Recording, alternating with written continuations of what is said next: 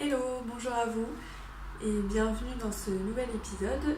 Je vous retrouve aujourd'hui pour la suite du défi personnel, l'épisode 20. À présent, du coup, ce que j'aimerais, c'est vraiment pouvoir vous accompagner au fur et à mesure pour qu'on puisse cheminer ensemble. Du coup, ce que je vous propose, c'est qu'on évolue pas à pas. Je vais vous poser une question aujourd'hui et ce qui serait vraiment génial, ça serait de répondre dans les commentaires, juste en dessous de la vidéo, ou bien pour les plus timides ou je ne sais quoi, n'hésitez pas non plus à m'écrire par mail. Vous pouvez aussi interagir sur la page Facebook. Et puis j'en profite évidemment pour vous encourager à partager le nom du blog et puis de la page autour de vous. Et puis comme ça, plus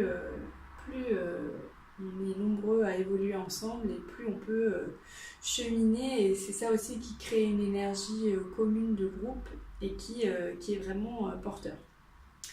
Ce que j'avais envie aujourd'hui, c'était surtout de vous proposer aussi un contenu et puis pour qu'on puisse évoluer en fait sur un schéma de développement personnel que j'utilise très souvent aussi avec les patients au cabinet.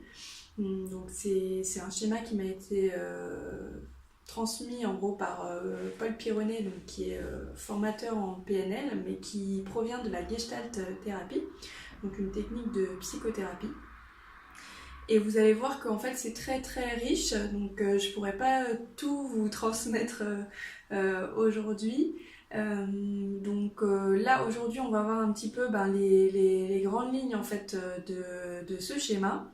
Et puis comme ça ensuite on va pouvoir évoluer ensemble et pouvoir décortiquer. Voilà, au moins là vous avez vu vous avez vu un petit peu le cadre. Bon, moi je suis de garde, bon évidemment c'est très calme, pas de souci pour faire la vidéo. Et puis je vais faire une deuxième partie où vous ne me verrez pas, mais tout simplement pour que vous puissiez suivre le cheminement. Donc c'est parti pour cette partie de vidéo. Alors je m'excuse pour les bruits de la route parce que moi je les entends pas avec l'oreillette, mais visiblement je pense qu'on doit quand même les entendre. Par contre je peux pas vraiment faire mieux que ça. J'espère quand même que c'est pas trop désagréable et que vous arriverez à suivre. Alors moi j'ai une première question, c'est qu'est-ce que quel est votre plus grand rêve, votre plus grande aspiration? Voilà, ça c'était déjà un petit peu la première chose que j'avais envie de vous demander. Et puis, maintenant, quotidiennement, je vous invite à voir un petit peu, peut-être sur la journée d'hier ou sur aujourd'hui, quelle était votre plus grande frustration? Ça peut être une petite ou une grande frustration, hein, c'est pas forcément quelque chose d'incroyable, hein.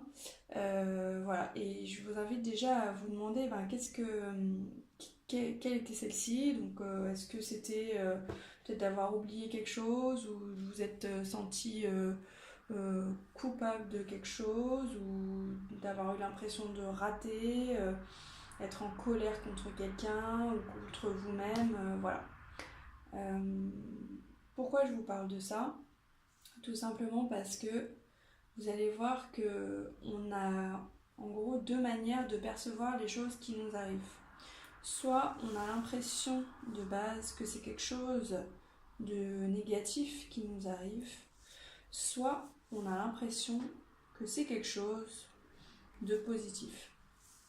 Et en fonction de notre manière de percevoir, finalement vous allez voir que les actions qui vont découler de l'un ou de l'autre sont complètement opposées. Et déjà la première chose, c'est de savoir en fait, c'est de revenir à votre perception. C'est vraiment la base de à la fois la PNL ou aussi par exemple la méditation pleine conscience. Et même si en viens même plus globalement, je dirais quand on est face à un patient, on est obligé de percevoir les choses de manière objective. Et le but, en fait, c'est vraiment de comprendre du coup quelle est l'émotion qui est là à la base. Et qu'est-ce que vous en faites quelque part. Et vous allez voir du coup que finalement, en fait, cette émotion, elle devient une frustration. Bon, visiblement le rouge ne marche pas. S'il marche.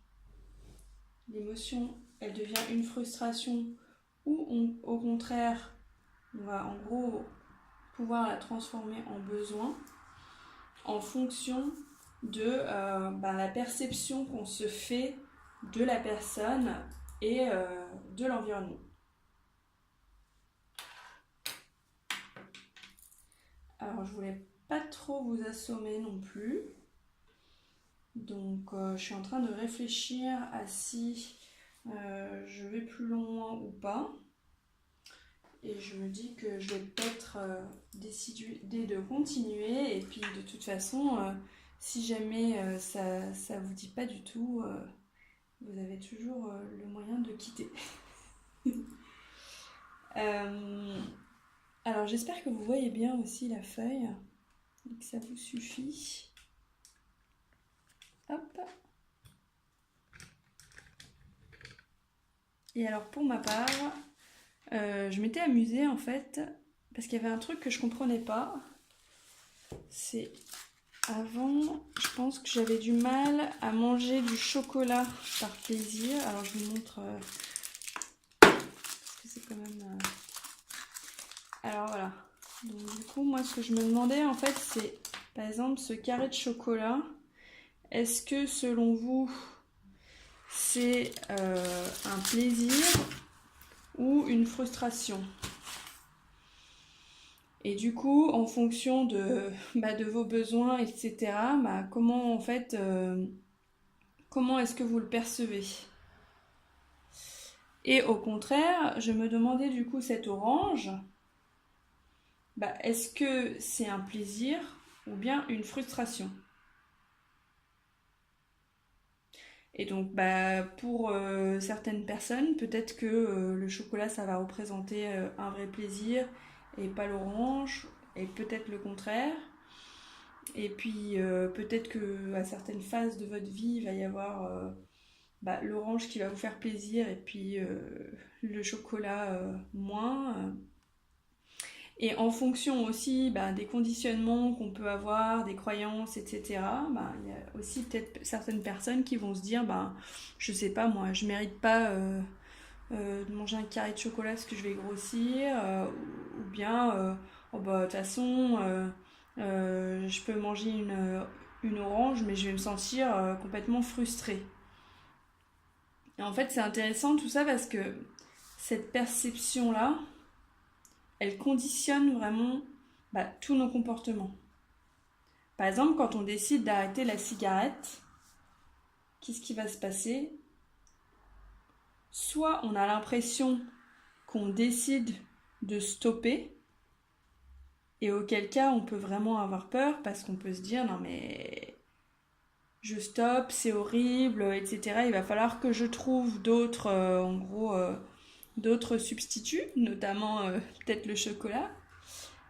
Soit sinon on se dit finalement la cigarette c'est peut-être aussi un moyen pour moi d'évacuer, de me reposer, etc.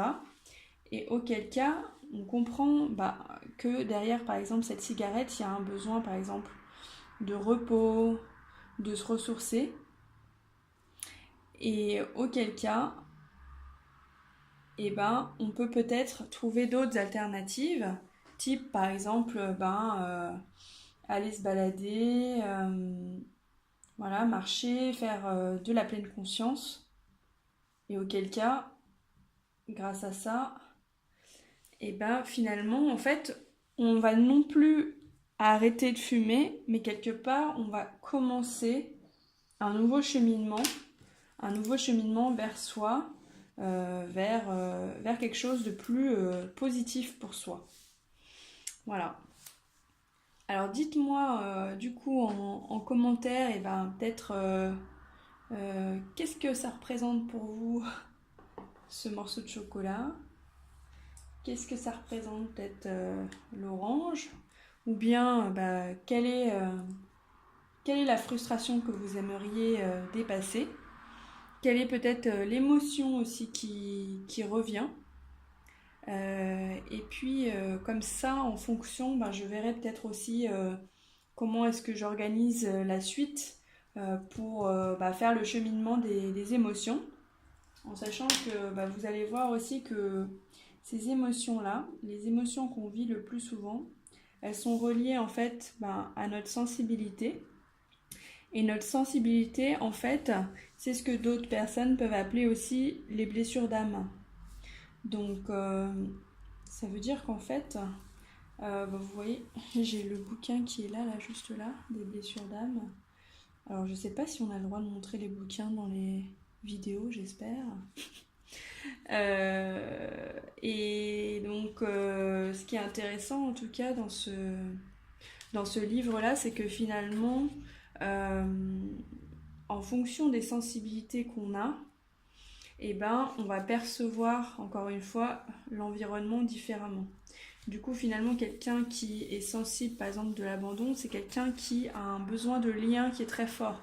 Finalement, sa sensibilité, au lieu de dire blessure d'abandon, on pourrait très bien dire sensibilité au lien. Et quelqu'un, par exemple, qui a la blessure d'injustice, on pourrait dire, est-ce que j'arrive à la trouver? Hop, ça c'est l'humiliation.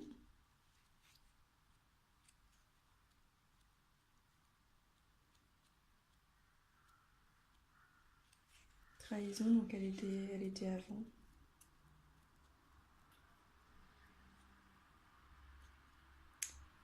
Alors,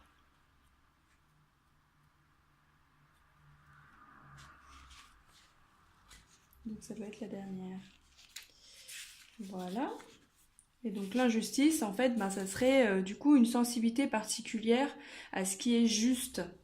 Et donc en fait, c'est quelqu'un qui se fait tellement, qui a tellement peur de faire souffrir les gens d'injustice que finalement, il va être injuste avec lui-même. Voilà. Et finalement, en fait, les blessures d'injustice, c'est des personnes, à la base, comme ça, elles ont l'air rigides, elles ont l'air perfectionnistes, mais en fait, finalement, c'est les personnes qui sont les plus sensibles, justement. Voilà, donc du coup c'est ça, c'est tout ça qui s'annonce, un petit peu comme dans le plan que je vous avais aussi annoncé à la base sur la transformation de soi, des différentes stratégies d'excellence aussi de la PNL, et puis en intégrant d'autres approches comme par exemple la Gestalt, comme la PNL, et puis entre-temps personnellement je me suis formée aussi au coaching, donc j'aurai la possibilité aussi de mettre tout ça en vidéo petit à petit. Et du coup, je pense que ça sera vraiment un chemin qui va pouvoir être très très, excusez-moi, très très intéressant, très nourrissant. Et donc voilà, et écoutez, je serais ravie de vous lire en tout cas en commentaire. Je vous remercie infiniment de suivre et puis de partager cette énergie. Et puis j'espère vraiment que ça vous inspirera peut-être à voir les choses d'une manière un tout petit peu différente. Voilà, et je vous encourage aussi peut-être à aller lire les autres articles du défi si ce n'était pas déjà fait. Et puis sinon, je vous dis à très bientôt pour la prochaine vidéo. Et n'oubliez pas d'ici là de faire un petit... de réfléchir un petit peu à quelle était votre frustration principale, et pour qu'on puisse ensuite voir comment est-ce qu'on peut intégrer tout ça d'une autre manière. Et ben, je vous remercie infiniment et puis je vous dis à bientôt. Ciao, ciao.